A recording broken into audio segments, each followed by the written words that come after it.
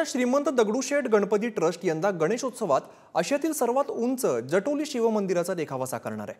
हिमाचल प्रदेशातल्या आशिया खंडातील सर्वात उंच आणि 2013ला बांधकाम पूर्ण झालेल्या मंदिराची प्रतिकृती यावर्षी दगडूशेठ गणपती ट्रस्टकडून साकारण्यात येणार आहे। दरवर्षीप्रमाणेच याही वर्षी या देखाव्याच्या उभारणीची तयारी सुरू असताना श्री गणेशाची पूजा करण्यात आली आहे।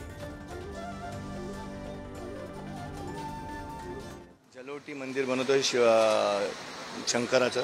हे एशियामध्ये सर्वात उंच मंदिर असून हे 111 फुटावरती स्थित आहे जमिनीपासून आणि हे मंदिर तसं बनवलं गेलेलं आहे।